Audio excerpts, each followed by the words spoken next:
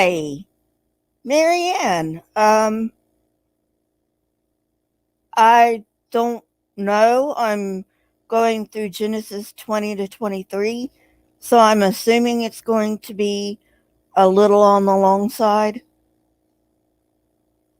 So I'm assuming you can come back, but if not, you can always watch it, afterward. So, yeah. Uh, First things first, uh, get to the comment of the week. Oh, first of all, welcome to Saturday Livestream. And now, let's get to comment of the week. Today's comment of the week comes from Creation and the Titan Olympian War, no music. And it is from Leisa Irwin. You give my search for truth big perks. Nice to hear these stories again. I see a parallel between Mount Olympus and Mount Zion. And yes, basically, these religions borrow from each other, so it's no big surprise to hear that something in one religion reminds somebody of something from another religion. Uh, so, congratulations, Leisa Irwin. And today in history, aircraft, uh, this is December 5th. Aircraft squadron disappears in the Bermuda Triangle. At 2:10 p.m., 5 U.S. Navy Avenger torpedo bombers comprising Flight 19 take off from the Fort Lauderdale Naval Air Station in Florida on a routine 3-hour training mission. Flight 19 was scheduled to take them due east for 120 miles, north for 73 miles, and then back for a final 120-mile leg that would return them to the naval base. They never returned. 2 hours after the flight began, the leader of the squadron, who had been flying in the area for more than 6 months, reported that his compass and backup compass had failed and that his position was unknown. The other planes experienced similar instrument malfunctions. Radio facilities on land were contacted to find the location of the lost squadron, but none were successful. After 2 more hours of confused messages from the flyers, a distorted radio transmission from the squadron leader was heard at 6:20 p.m., apparently calling for his men to prepare to ditch their aircraft simultaneously because of lack of fuel. By this time, several land radar stations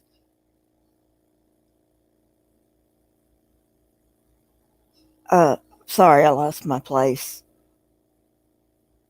By this time, several land radar stations finally determined that Flight 19 was somewhere north of the Bahamas and east of the Florida coast. And at 7:27 p.m., a search and rescue Mariner aircraft took off with a 13-man crew. 3 minutes later, the Mariner aircraft radioed to its home base that its mission was underway. The Mariner was never heard from again. Later, there was a report from a tanker cruising off the coast of Florida of a visible explosion seen at 7:50 p.m. The disappearance of the 14 men of Flight 19 and the 13 men of the Mariner led to one of the largest air and sea searches to that date, and hundreds of ships and aircraft combed thousands of square miles of the Atlantic Ocean, Gulf of Mexico, and remote locations within the interior of Florida. No trace of the bodies or aircraft were ever found. Although naval officials maintained that the remains of the 6 aircraft and 27 men were not found because of stormy weather destroyed evidence, the story of the lost squadron helped cement the legend of the Bermuda Triangle, an area of the Atlantic Ocean where ships and aircraft are said to disappear without a trace. The Bermuda Triangle is said to stretch from the southern U.S. coast across to Bermuda and down to the Atlantic coast of Cuba and Santo Domingo.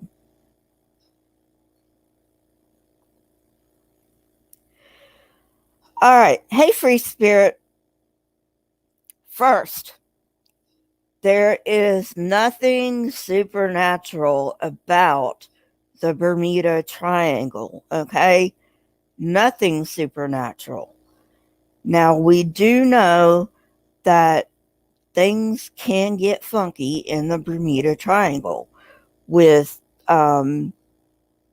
equipment failing, but that doesn't mean it's anything supernatural. For all we know, it's a magnetic anomaly. And if it is a magnetic anomaly, that is why the compass would fail. Okay, Free, feel better. So, nothing supernatural, okay? Just because we don't have a natural explanation yet doesn't mean there's not a natural explanation. Like I said, it could be that there's a magnetic anomaly.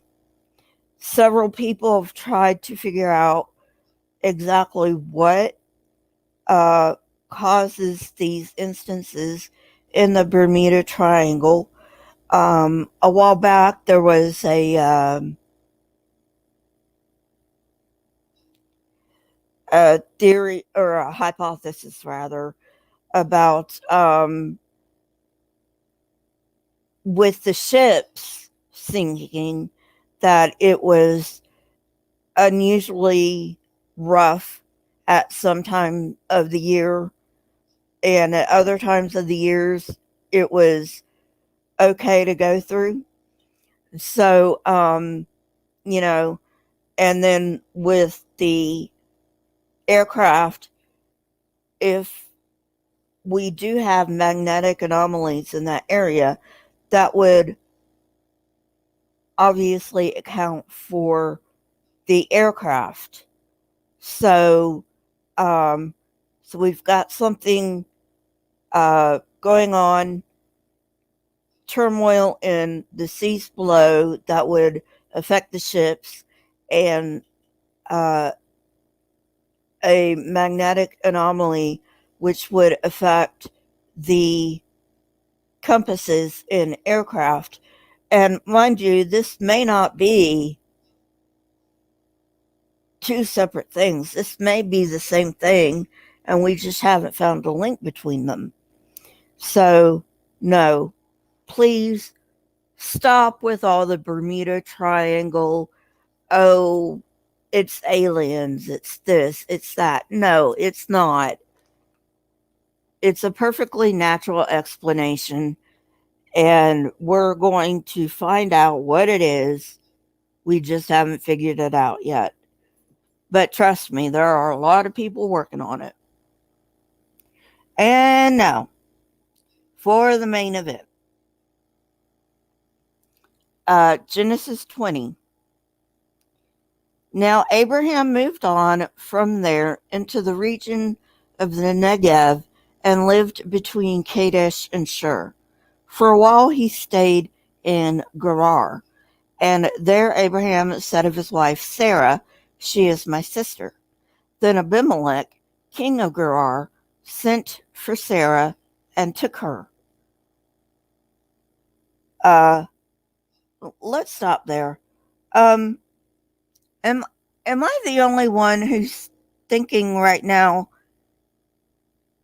why would, not that I think this ever happened, okay? Because I don't. But Abraham is a liar. He lied to the Egyptian Pharaoh about Sarah being his sister. He's doing the same to Abimelech here. Why is he lying? Why would God choose a liar? It does not make any sense if you look at it from this point of view. God is supposed to hate liars, yet God chooses a liar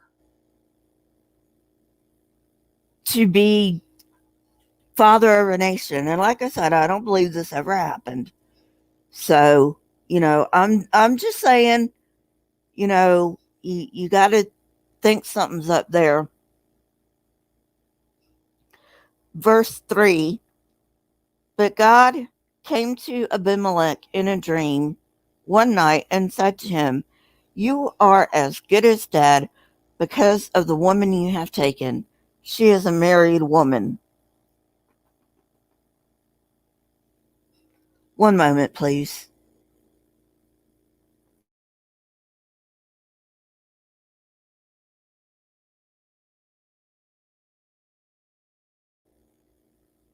Okay, sorry about that.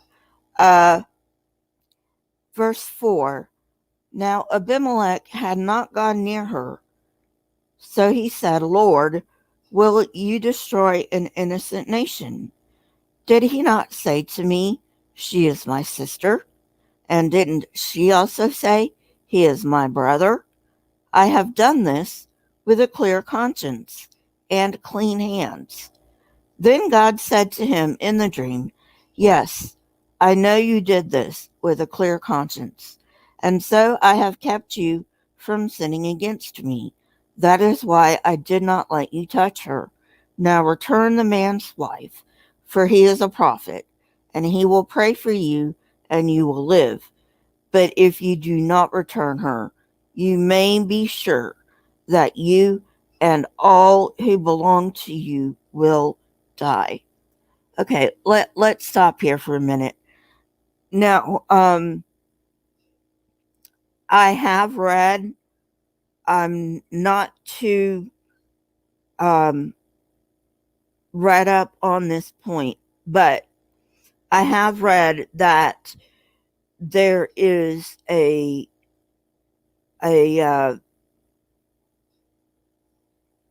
something in ancient Jewish literature where themes keep repeating themselves.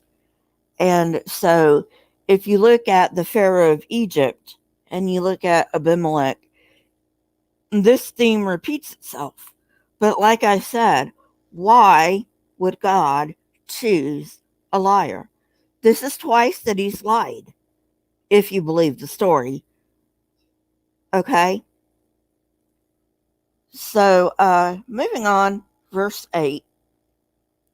Early the next morning, Abimelech summoned all his officials, and when he told them all that had happened, they were very much afraid. Then Abimelech called Abraham in and said, "What have you done to us? How have I wronged you, that you have brought such great guilt upon me and my kingdom?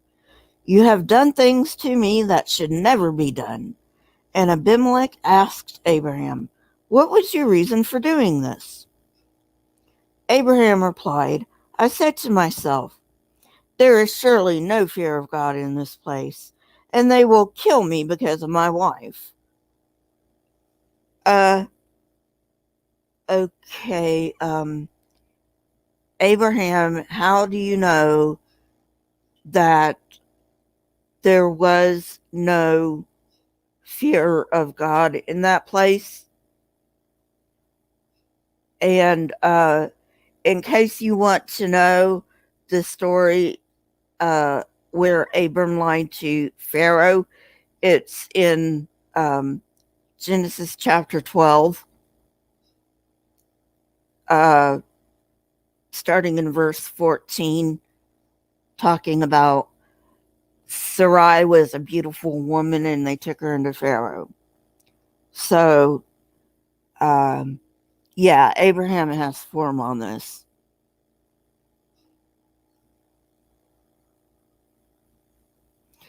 So going back to verse 11, Abraham replied, I said to myself, there is surely no fear of God in this place, and they will kill me because of my wife. Besides, she really is my sister, the daughter of my father, though not of my mother, and she became my wife. Nice way to rationalize, Abraham. And when God had me wander from my father's household, I said to her, this is how you can show your love to me. Everywhere we go, say of me, he is my brother. Then Abimelech brought sheep and cattle and male and female slaves and gave them to Abraham. And he returned Sarah, his wife, to him. And Abimelech said, my land is before you. Live wherever you like. Okay, let's stop there. And we're going to get into this later on, probably in Exodus, Numbers, or Deuteronomy.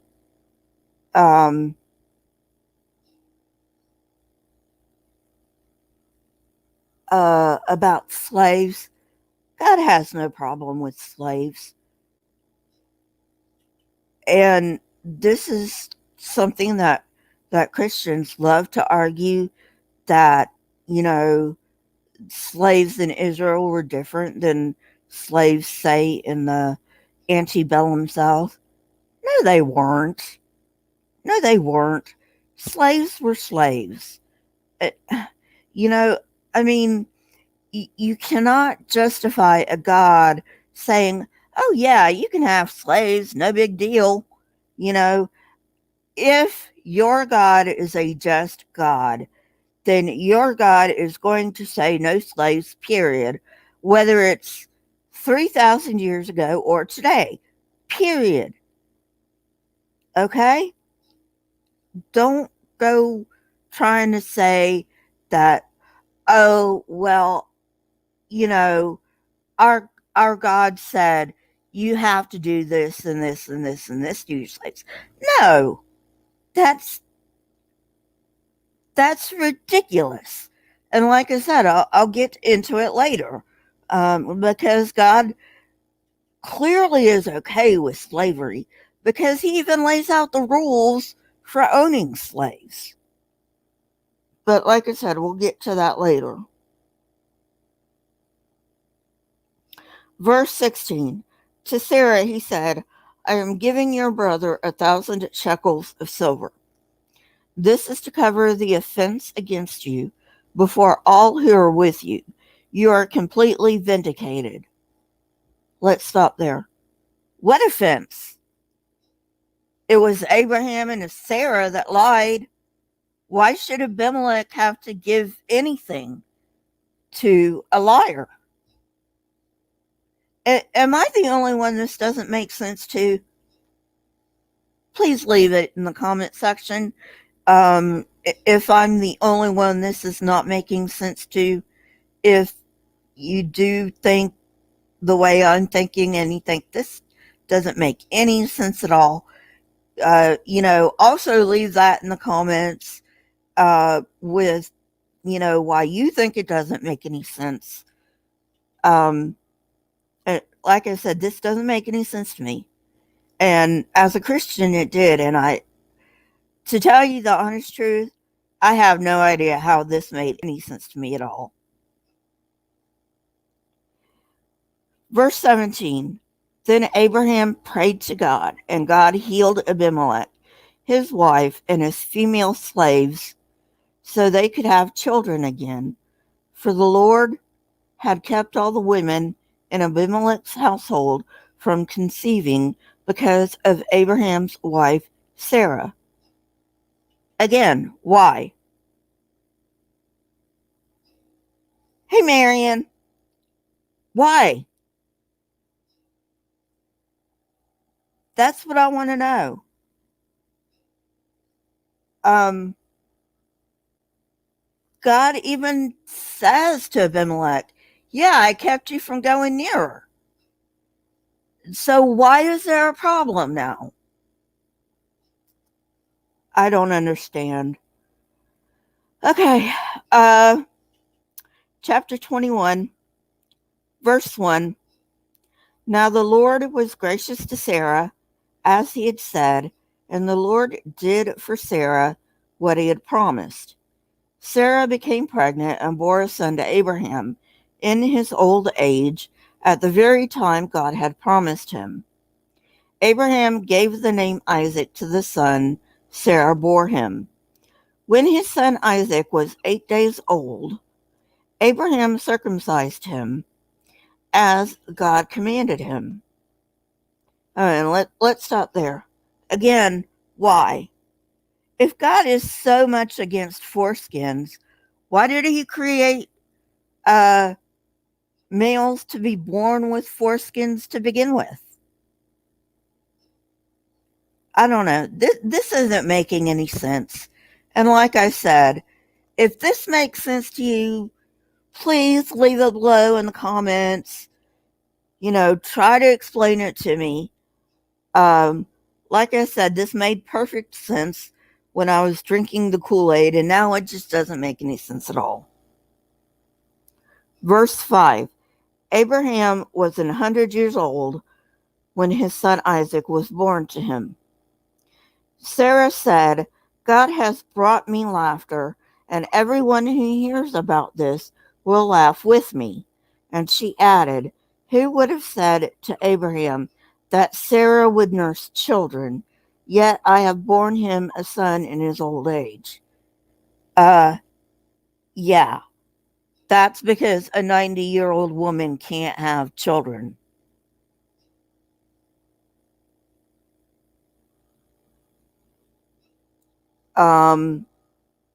Verse 8. The child grew and was weaned, and on the day Isaac was weaned, Abraham held a great feast. But Sarah saw that the son whom Hagar the Egyptian had borne to Abraham was mocking. And she said to Abraham, get rid of that slave woman and her son, for that woman's son will never share in the inheritance with my son Isaac. Okay, let's stop there. So, why in God's name did Sarah tell Abraham to have sex with Hagar so Hagar could bear Sarah a son? Which doesn't make any sense anyway, because it's not Sarah's son, it's Hagar's son.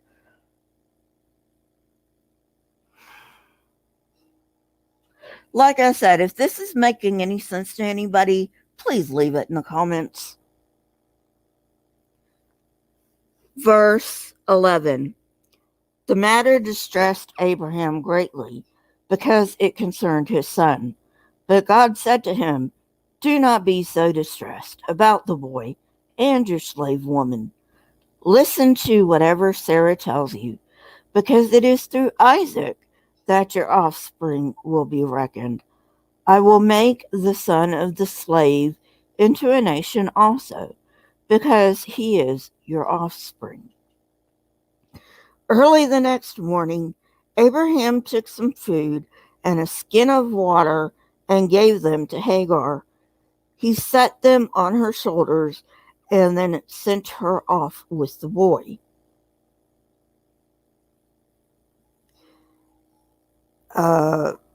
She went on her way and wandered in the desert of Beersheba.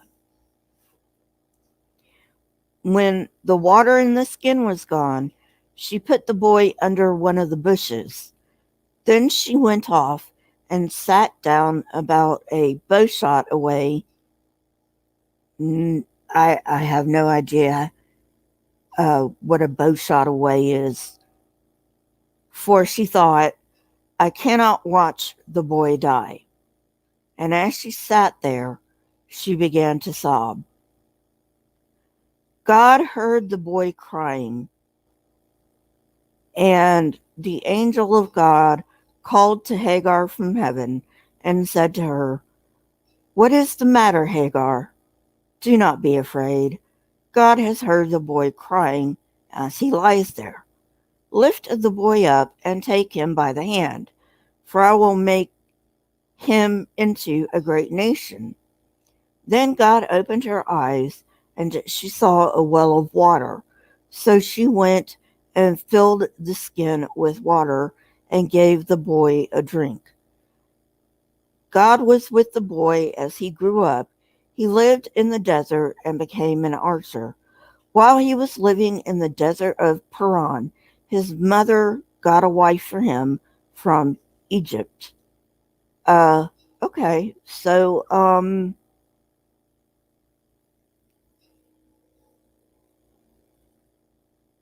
again, makes no sense. If the well was there to begin with, why didn't she see it? I mean, a mother's, most mothers, can't say all mothers, but most mothers instinctually protect their children, and they are going to do anything and everything to save them. I can't imagine that she would have just not seen a well that was there.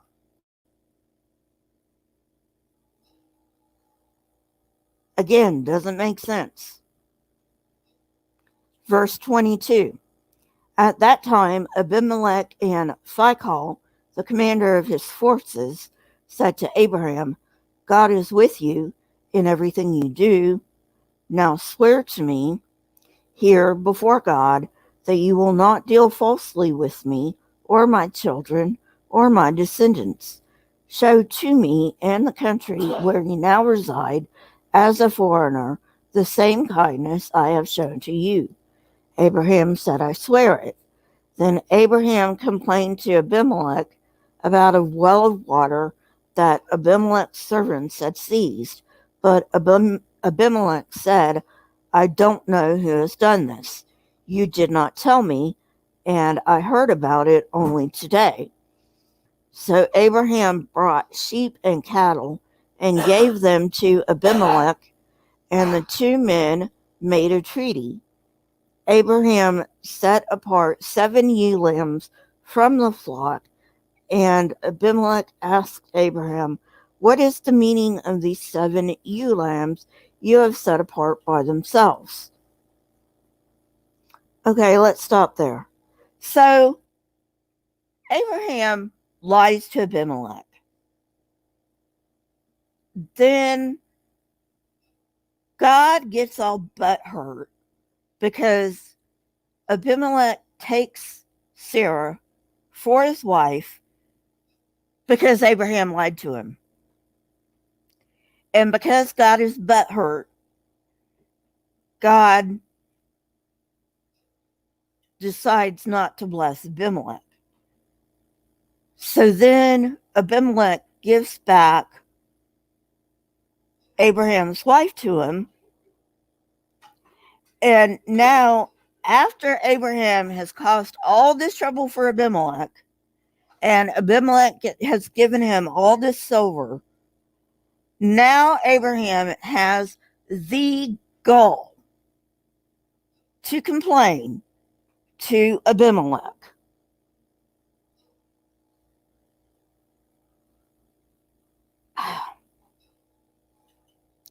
about water.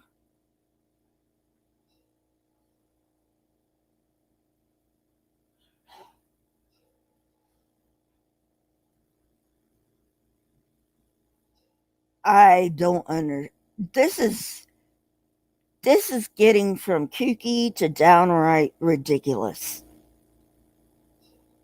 Who is Abraham to complain to Abimelech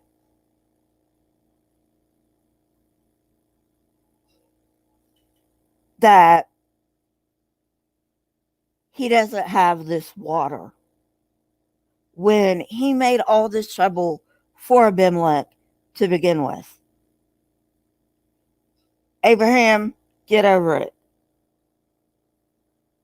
Verse 30, he replied, accept these 7 lambs from my hand as a witness that I dug this well. So that place was called Beersheba, because the 2 men swore an oath there. After the treaty had been made at Beersheba, Abimelech and Phicol, the commander of his forces, returned to the land of the Philistines. Abraham planted a tamarisk tree in Beersheba, and there he called on the name of the Lord, the eternal God. And Abraham stayed in the land of the Philistines for a long time. Okay. So, like I said, I'm just wondering why God is so butthurt. I've already said that. I'm repeating myself. I'm sorry. Going on. Chapter 22. Sometime later, God tested Abraham. He said to him, Abraham. Here I am, he replied. Then God said, take your son, your only son, whom you love, Isaac, and go to the region of Moriah. Sacrifice him there as a burnt offering on a mountain I will show you. And let's stop there. First of all, Isaac is not Abraham's only son.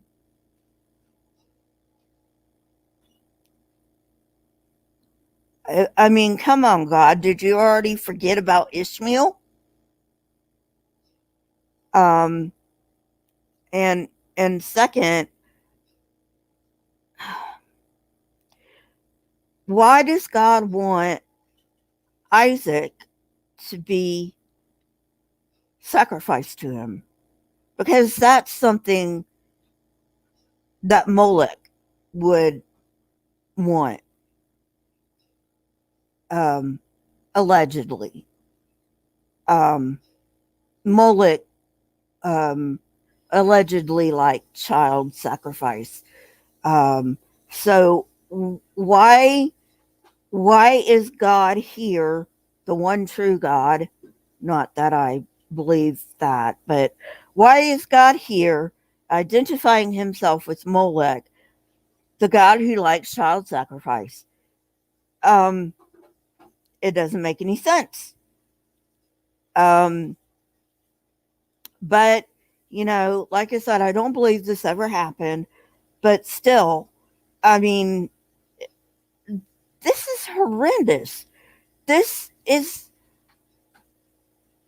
and people revere this book. And to be honest, sometimes I think people worship this book more than they worship their God or who they say is their God.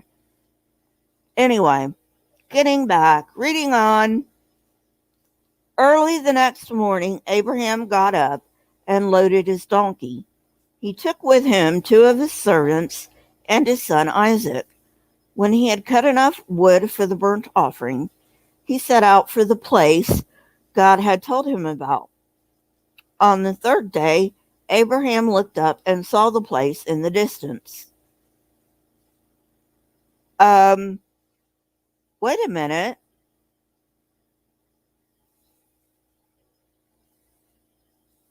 God didn't say the name of the mountain. He just said, go to the plain of Moriah.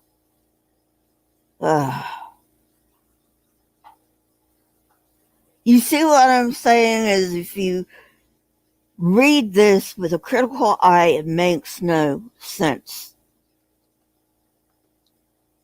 I mean, and I'm not even paralleling this with anything.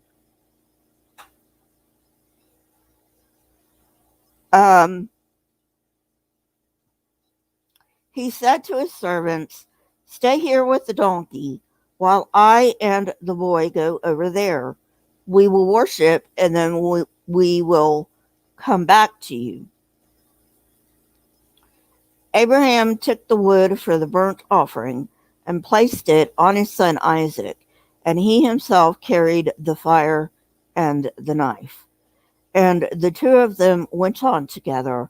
Isaac spoke up and said to his father, "Abraham, father." Okay, let's stop there. I don't know about you, Marianne. You were a Jehovah's Witness. But when I was in the Baptist church, they would always say this is foreshadowing Christ, and Isaac carried the wood for the burnt offering because Jesus carried his own cross, except Jesus didn't carry his own cross. If you go to the New Testament, you will find that supposedly, and I do say supposedly because I don't believe that the Jesus as put out in the Bible existed, but supposedly the Romans got somebody else to carry Jesus' cross. So Jesus did not carry his own cross. Yet my pastors would say Isaac is a foreshadowing of Jesus because Isaac carried the wood for the offering, for the burnt offering, and Jesus carried his own cross. Anyway, moving on. Am I the only one that's dizzy from going around in circles? Marianne, yeah. Am I the only one getting dizzy going around in circles here? Moving on.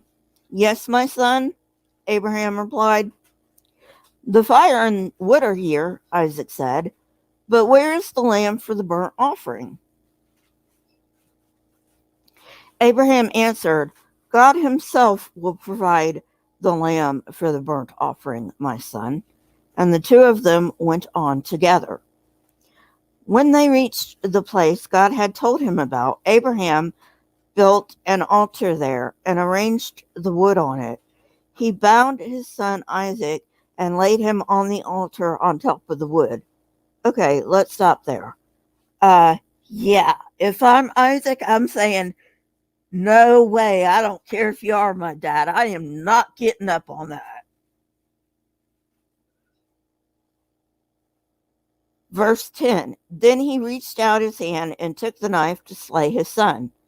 But the angel of the Lord called out to him from heaven, "Abraham, Abraham." "Here I am," he replied. Okay, let's stop there. Lloyd Evans says this all the time. This guy was willing to sacrifice the son for voices in his head. And I totally agree. You know, I think that, if this story happened, which I don't believe it did, first of all. But if it did, this guy was clearly cuckoo.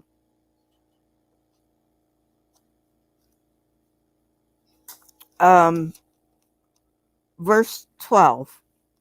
"Do not lay a hand on the boy," he said. "Do not do anything to him. Now I know that you fear God, because you have not withheld from me your son, your only son." Okay, let's stop there. Yeah, Marianne, I agree. So first of all, like I said earlier, Isaac is not Abraham's only son. We've already seen that. Not his only son. And, why would you do something like that? I don't have any kids. I think of my cats as my kids, you know, And even if I did have a voice in my head saying, you need to go sacrifice your cat, I'm like, no way. I am not doing that. Go bother somebody else. Verse 13. Abraham looked up, and there in a thicket he saw a ram caught by its horns. He went over and took the ram and sacrificed it as a burnt offering instead of his son. So Abraham called that place, "The Lord will provide." And to this day it is said, "On the mountain of the Lord it will be provided."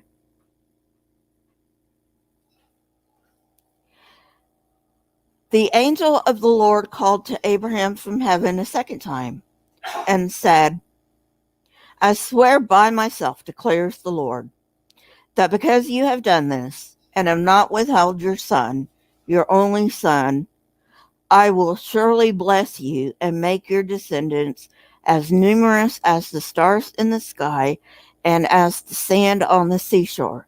Your descendants will take possession of the cities of their enemies, and through your offspring all nations of the earth will be blessed, because you have obeyed me." Then Abraham returned to his servants, and they set off together for Beersheba. And Abraham stayed in Beersheba. Sometime later, Abraham was told, "Milcah is also a mother. She has borne sons to your brother Nahor. Uz, the firstborn, Buz, his brother, Kemuel, the father of Aram, Kezed, Hazo, Pildash, Jidlaph, and Bethuel. Bethuel became the father of Rebekah. Milcah bore these 8 sons to Abraham's brother Nahor. His concubine, whose name was Rumah, also had sons, Teba, Gaham, Tahash, and Makkah. All right, let's stop there. I will go on to chapter 23, but I just want to stop right there. We're supposed to respect a guy who is willing to sacrifice his own son. No. Sorry. Doesn't work for me. I don't respect him. Why would I respect him? Moving on to chapter 23. Sarah lived to be 127 years old. And just to say this, no, she didn't. People back then lived maybe 30 years, 40 years at the most. They didn't live very long. So this is not even,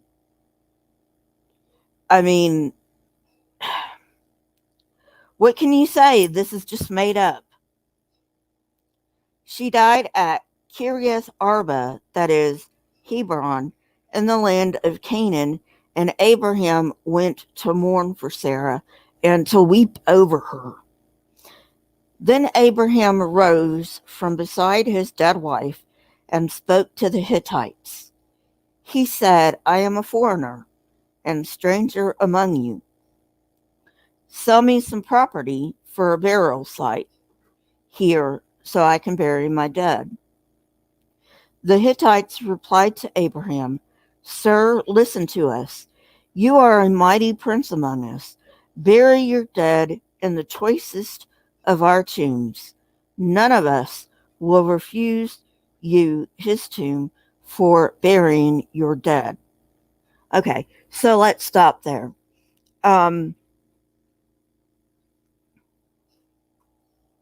This is another point that Christians don't understand.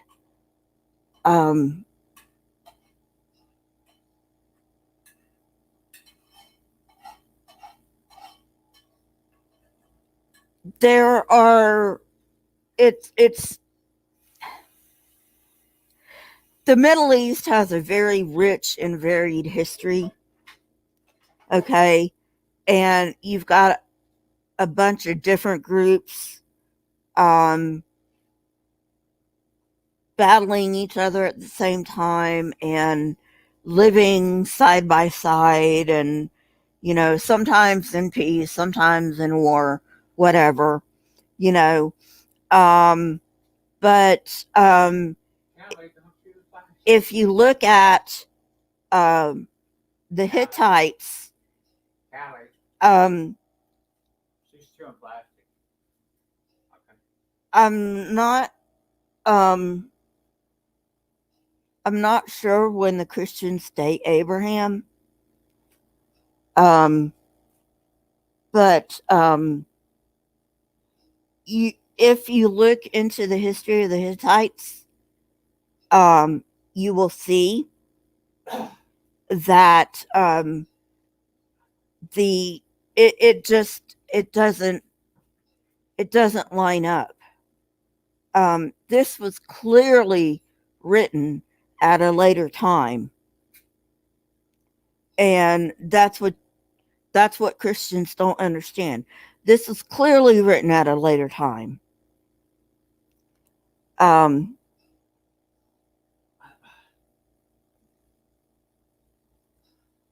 verse 7. Then Abraham rose and bowed down before the people of the land, the Hittites. He said to them, "If you are willing to let me bury my dead, then listen to me and intercede with Ephron, son of Zohar, on my behalf. So he will sell me the cave in Machpelah, which belongs to him and is at the end of his field. Ask him to sell it to me for the full price as a burial site among you." Ephron the Hittite was sitting among his people, and he replied to Abraham in the hearing of all the Hittites who had come to the gate of his city. "No, my lord," he said, "listen to me. I give you the field, and I give you the cave that is in it. I give it to you in the presence of my people. Bury your dead." Verse 12. Again, Abraham bowed down before the people of the land, and he said to Ephron in their hearing, "Listen to me, if you will. I will pay the price of the field. Accept it from me, so I can bury my dead there." Let me stop there. Am I the only one who thinks it's weird that Abraham is being like super polite, like right after his wife of how many ever years that the Bible says? Like I said, they didn't live that long. They lived 30 years, 40 at the most. But am I the only one who's thinking Abraham should be like, you know, breaking down? Instead, he's like, "Just let me pay you for it." And the Hittites are like, "No, we'll give it to you." And Abraham's like, "No, I want to pay you for it." I mean,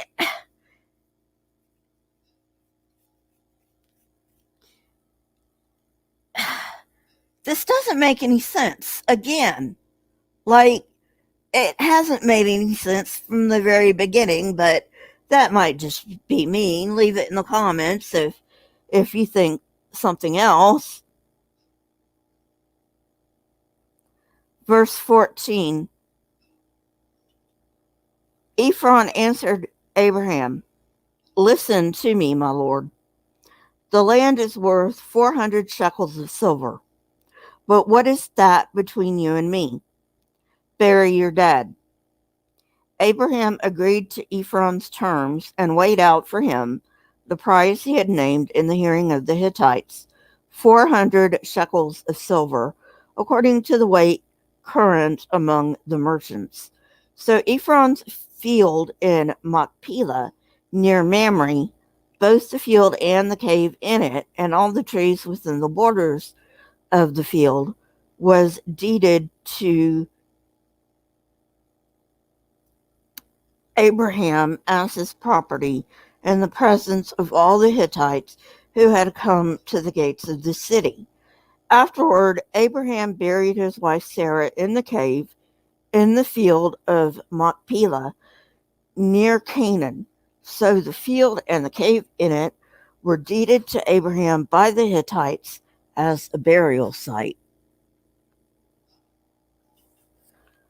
Okay, so that's all I'm going to read for today. But it's like, I, I don't even know what to say. Like I said, I would have respected Abraham as a Christian, but I no longer respect him. What kind of a man would offer his own son? I'd say, God, I don't care if you are God. I don't care if you're the one true God. Leave me alone. It ain't happening. And also, what kind of a man is going to be like arguing over a burial place for his wife when his wife just died?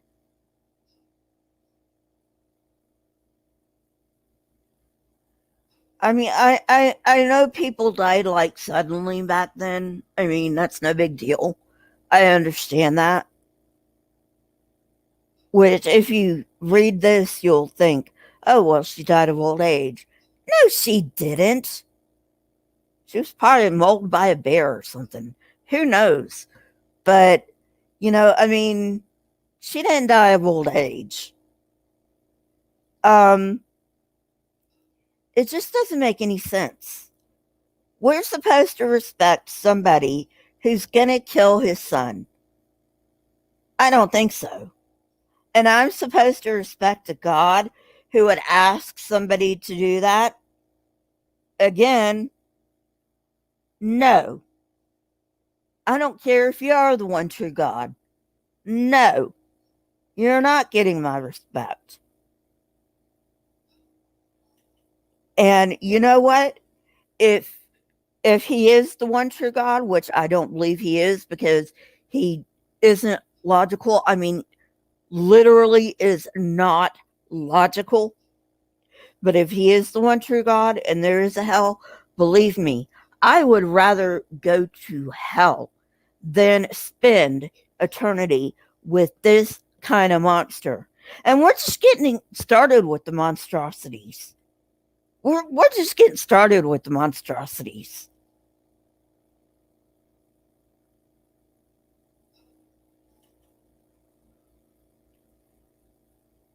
This is just one kid. Not that this one kid doesn't matter. Like I said, I don't believe this happened, but I mean, let's just say it did for illustration's sake. This is just one kid, you know.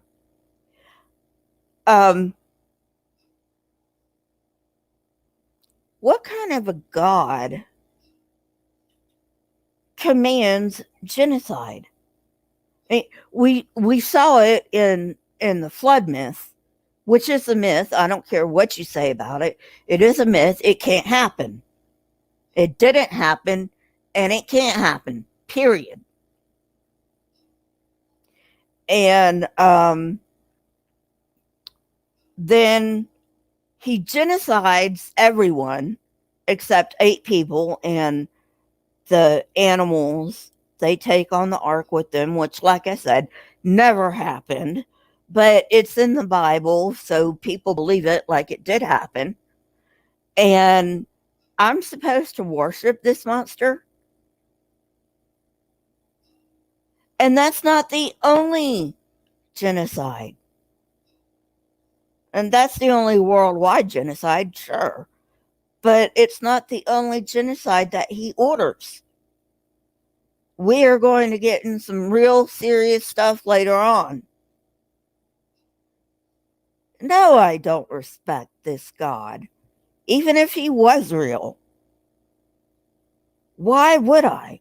Why would anybody? And once you get the blinders taken off, you're like, oh, that's what they were trying to tell me. Yeah, I get it now. I get it now. Why would I respect this God? If he existed, which I don't think he does. But even if he existed, why would I respect him? He's a horrible, horrible monster. Anyway, now that I've gotten on my soapbox, I didn't mean to get that heated. But at any rate, maybe um, maybe you enjoyed it because it brought a bit of color to my Saturday live streams. But anyway, I try not to get too heated. But I mean, seriously, come on, no, no, I'm not going to respect that God. I'm not going to worship that God, even if he does exist. No, no way. Forget it.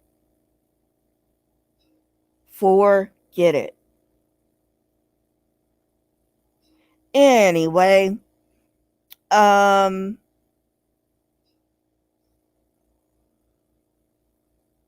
this is going to be my usual Saturday live stream time. Um, if, you know, just in case you guys wanted to know, um, hopefully, if I cannot do a Saturday live stream at 2 p.m. Pacific Standard Time, I will be able to get on and let you know. But this is going to be the standard time for my Saturday live stream. Again, thank you for coming. It's been a pleasure. I love it when you come and you share your experiences with me. Leave comments in the comment section. Remember, if you want to be in the running for the comment of the week, it needs to be a comment on one of my edited videos. And if you have not subscribed, go ahead and subscribe and click the bell so you'll know when I come out with new content. And I will see you guys later. Bye.